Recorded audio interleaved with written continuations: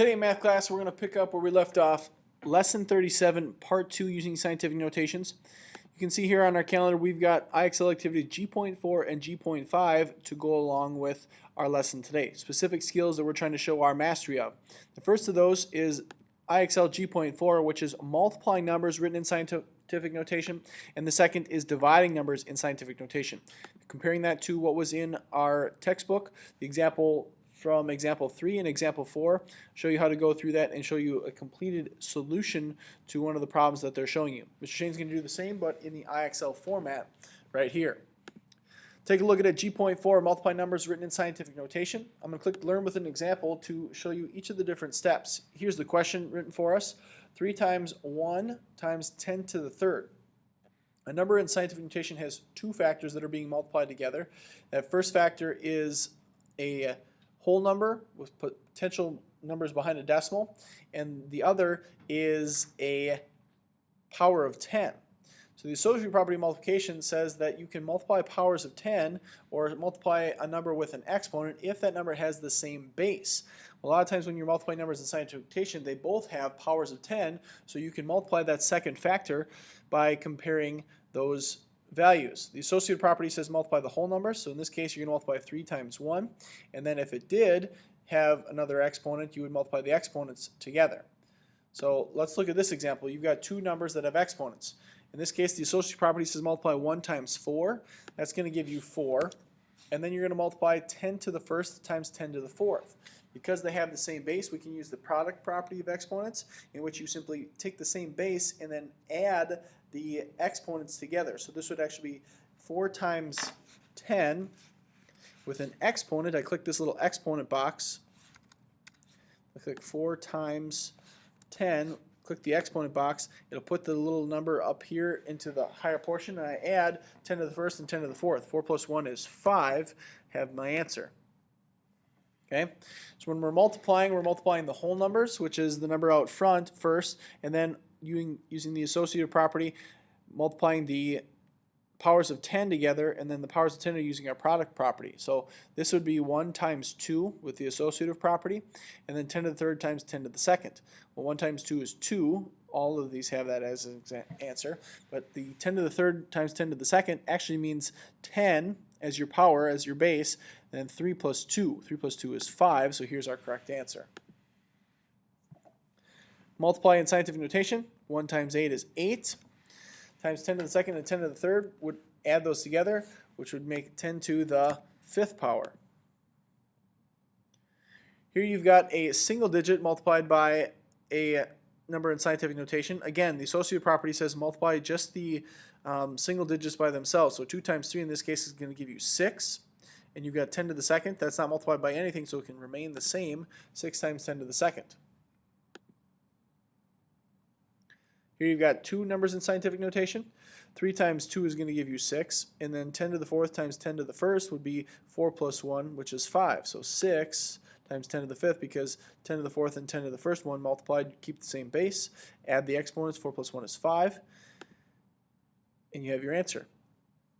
Let's jump a level to see what the more difficult problems might look like.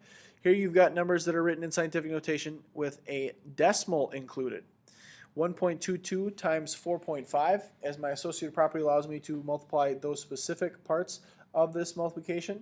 1.22 times 4.5 equals 5.49. That's going to be times 10 to the, now I have to use the product property of exponents. 10 to the negative 6 plus 0 is going to give you negative 6, still remaining in your power. I got to make sure that I click this little exponent box so that it goes up into that actual portion, and I've got it correct. You got 1 times 10 to the ninth, 9 times 10 to the fourth. 1 times 9 is 9 for my whole numbers. Now my exponents, 10 to the ninth times 10 to the fourth, I add those two together. 9 plus 4 is 13, so I get 1 times 9 is 9 times 10 to the 13th. Here you get 7.6 times 10 to the fourth, multiplied by 6.5 times 10 to the negative 7th. What I'm going to do first is multiply my decimal points out in front. 7.6 times 6.5. That equals 49.4. Keep remembrance of that, 49.4. And now I'm going to put my exponents together. 10 to the 4th and 10 to the negative 7th. My product property says that when multiplying I can add those up. 4 plus negative 7 is going to be what I'm subtracting actually in the exponents, which gives me a negative 3. So I get 49.4 times 10 to the negative 3rd power. But 49.4 isn't an answer written in scientific notation, so I need to move that decimal to the left, therefore adding 1 to this overall value. Because it's a negative and I'm adding, it's going to become 1 less negative. So 4.94 times 10 to the negative 2nd becomes my correct answer. Here it says multiply, write your answer in scientific notation. Again, one of the values is in scientific notation, the other isn't. I can still multiply 80 times 1, which would give me an answer of 80. My exponent would be 10 to the 1st, but I need to add an exponent because I need to move that decimal back. So it would be 8 times 10 to the 2nd.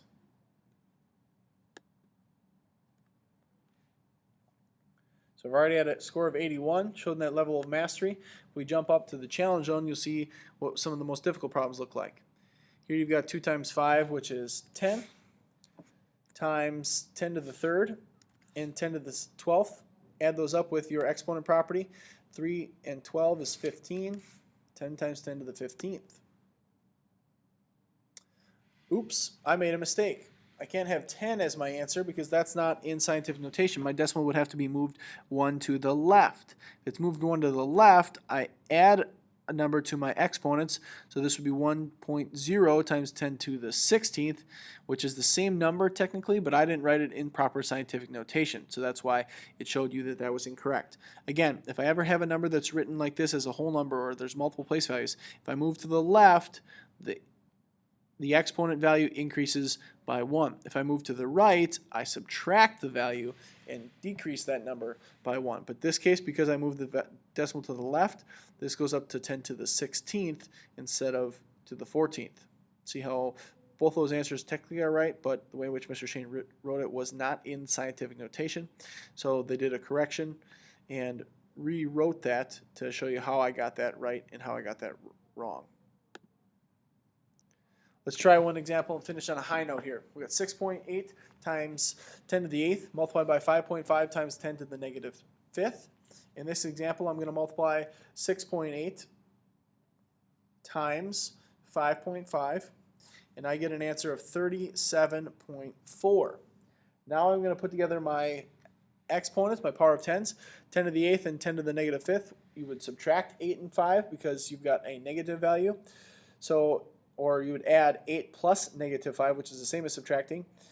8 plus negative 5 is going to give you 10 to the 3rd power. So I get the answer of 37.4 times 10 to the 3rd, but I can't write it as 37.4. I've got to move my decimal. I've got to learn from my mistake. So I'd move that decimal 1 to the left, which means I'm going to increase my power by 1. So I've got 3.74 times 10 to the 4th as my final answer. Click my exponent button. Raise that power. Got it right. Now the second portion of our lesson today is to divide numbers with scientific notation. And again, this matches up with example 3. It mentioned in here to find the quotient, you're going to divide your whole number digits over here or your decimal digits, and then you're going to do the product property of division and subtract your exponent values between 10 to the 3rd and 10 to the 6th in this example, and between 10 to the 3rd and 10 to the 2nd in this example. So here you are going to break this down, like draw an imaginary line right where these multiplication signs go, and you would divide 6 divided by 2, or reduce this fraction. 6 divided by 2 is going to give you 3, right? Well, only one of those answers is correct here, and we're going to see why. 10 to the 3rd and 10 to the 2nd, because they're dividing here, your quotient property is to take 10 to the 3rd and just take the 3 and subtract it from the 2. 3 minus 2 is 1, so I get both of those. There's my answer. To divide here, 2 divided by 2 is going to give me an answer of 1 times 10 to the, now I do my subtraction. My quotient property of exponents says subtract 5 minus 2 is 3. So this would be 10 to the 3rd power. Click the button to raise the power. 1 times 10 to the 3rd. I only got one single digit to the left of where my decimal would be. So it's correct. Here's another example. 6 times 10 to the 4th divided by 2 times 10 to the 2nd. 6 and 2 would divide and be giving me an answer of 3. So I got two choices here. Then I have to figure out 10 to the 4th minus 10 to the 2nd. So 4 minus 2 is going to be to the 2nd power. Here's another one.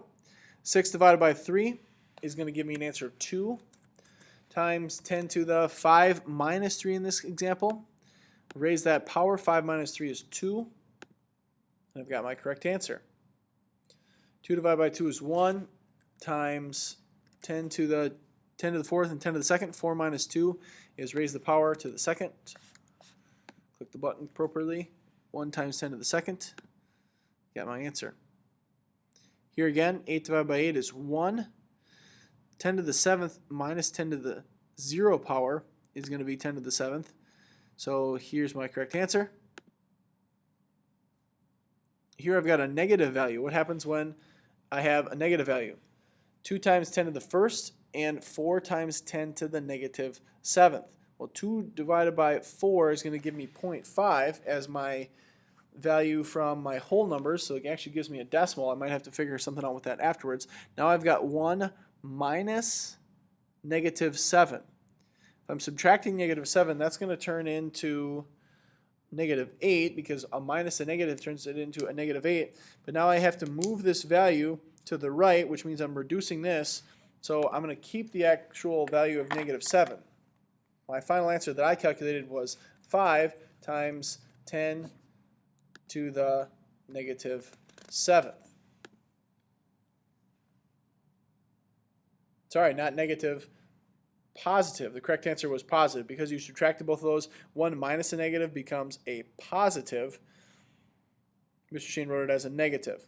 Here's what they're showing you in terms of your calculation. 1 minus a negative becomes a positive, and then you're going to move that decimal and turn that into a positive 7, right? So it was positive 8, and you moved it to the right, turns into a positive 7. So when you're subtracting with a negative in the denominator here, 1 minus a negative, make sure that you keep in mind that there are two negatives that are going to show up to turn that into a positive value.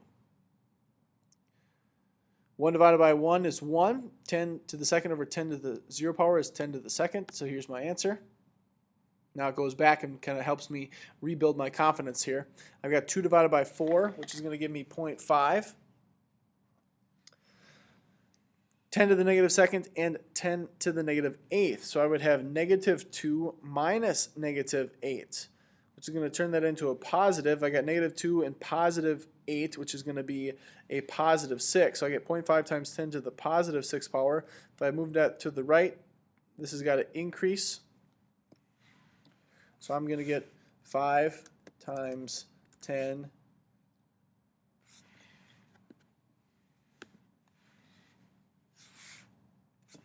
to the 6th power, to the 5th power. I didn't move it enough times. Here's another example. You can learn from your mistake.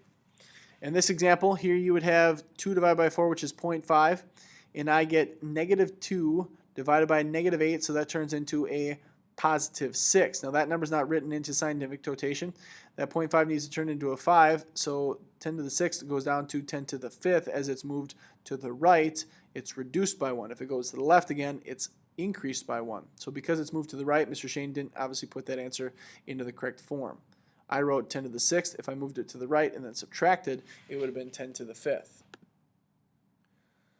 Here's 9 times 10 to the 6th divided by 3 times 10 to the 9th. 9 divided by 3 is going to give you 3 times 10 as your base. 6 minus 9 is going to give you a negative answer, and that's okay, for the negative third in your numerator, in your power of 10 exponent place. Here we've got 9 times 10 to the negative 10th and 9 times 10 to the negative third. 9 divided by 9 is going to give me 1. Negative 10 minus negative 3 means those two negatives are going to turn into a positive. So I got negative 10 plus 3, which is going to give me a negative 7.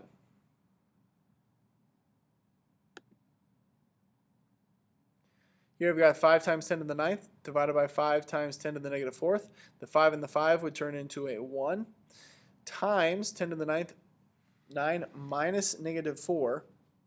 Two negatives are going to turn into a positive and turn into a 13. 9 plus 4 is 13. Here we've got 2 divided by 5. 2 divided by 5 is going to give me a value of 0.4. We're going to have to come back to that. And I have 10 to the negative 9th minus 10 to the negative 9th. So I get negative 9 minus negative 9. That would cancel. I get negative 9 plus 9. So I would have it as to the 0 power because both of those would cancel. But because I need to move that value over, it would have to move in the right direction, or also be known as 4. Let's see what happens. 4 times 10 to the negative first is my overall value. I wrote it in as 4 just to show you how they process this. So 2 divided by 5 is 0.4. Negative 9 minus 9, this negative is going to turn into a positive and be 10 to the 0 power. So I need to turn this into scientific notation, means I need to move this decimal to the right. Again, I move my decimal to the right. What happens? I have to subtract 1. Move the decimal to the right, subtract 1. Move my decimal to the right, subtract 1. Move my decimal to the left, add. Left, add, right, subtract. Left, add, right, subtract. Got it? Let's try one more. 2 times 10 to the negative 8th divided by 5 times 10 to the negative 5th. 2 divided by 5 is going to give me 0.4. 10 to the negative 8th minus 8 to the 5th. So I get negative 8 minus negative 5. Those two are going to add together. So I'm going to have negative 8 plus 5, which is going to give me an overall of negative 3. So I get 0.4 times 10 to the negative 3. Now I need to move that decimal again to the right, which means I need to reduce this overall value. So it's going to be 4 times 10 to the negative 4th power. Got that? Moved it to the left, subtract it, moved it to the right. You're increasing it. Hope that helps. Again, reach out with any questions that you might have. Again, today you're completing G.4 and G.5 to get to that level of 80, that SMART score.